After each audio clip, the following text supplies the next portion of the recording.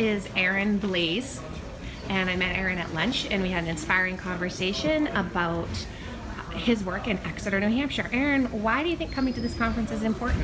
I think coming to this conference is important because I think it allows you to see how students create final product through a lot of process.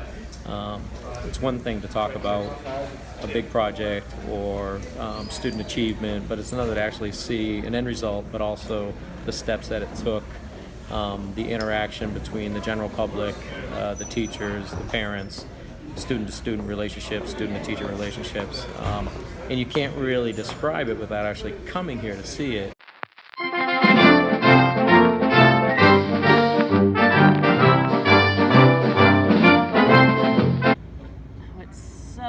Motivating to just work harder and to research further and to network and just be better teachers. To look at your classroom in a different way and to look at your instruction in a new way. I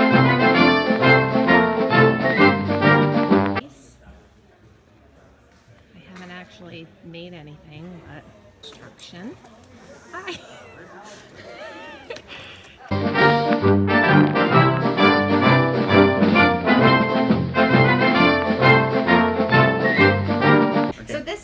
Corcoran, who I coincidentally found out is my presenter and a Cheverus grad. Class of 99. Yes. Yeah, Billy, who do you remember from Cheverus? Oh gosh, I mean, a lot of great friendships. It was just a really fun place. I think it's more than anything, it's about the expectation is raised, the level of your commitment to community and who you're supposed to be and how to, in service for others, and they just teach you to be respectful gentlemen. Well, we were in school, immature at the time.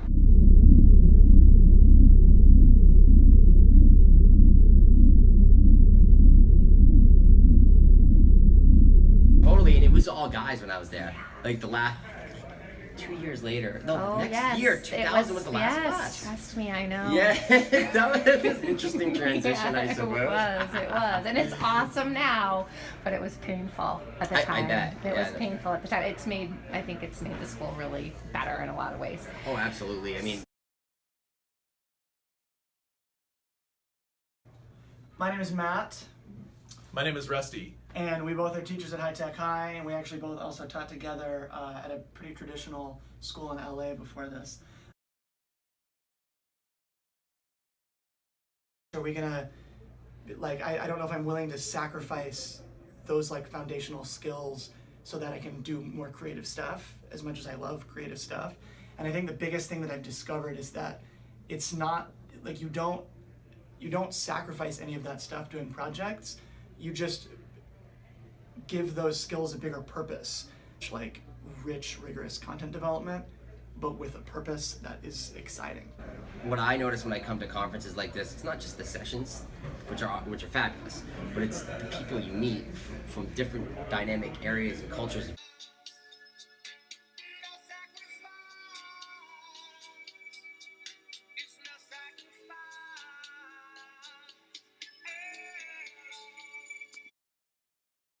What would you say to a teacher who feels like by doing this type of learning, project-based learning, or creating videos to help help kids move more deeply into the content, what would you say to a teacher who feels like that might just be sacrificing, you might really be sacrificing content for bells and whistles? Talking to Billy about his expertise using video in the classroom was fascinating, but it was seeing his passion for education and his deep care for his students that was most inspiring. The reading and writing communication process, it amplifies it, makes it more beautiful, it makes it multisensory. So not only you have to draft up the right words, but when you record those words and you go back and listen to yourself, you can be you're your own worst critic. So what we noticed with the kids was they would listen to it and they would say, this isn't good enough. I don't sound like I need to sound here. My pacing's off. The tone of my voice is off. I'm not communicating the message how I really effectively as I want to. I had my reservations about leaving town during Holy Week. But I had a few hours to myself on Friday. I walked the desert trails of San Diego's historic Balboa Park. This was very peaceful and liturgically fitting. Which leads me to big coincidence number 2. You were Jesuits in the UCA. Yes. It's incredible. Meet Alan and Marco. I found a nearby church for Holy Thursday service. On the way, I met Marco, another conference participant.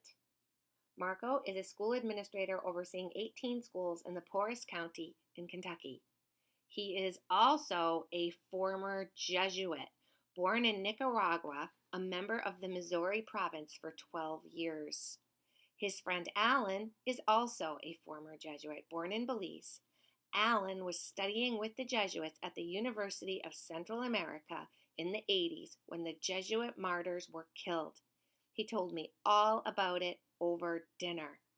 Keep in mind, this was not a Jesuit conference.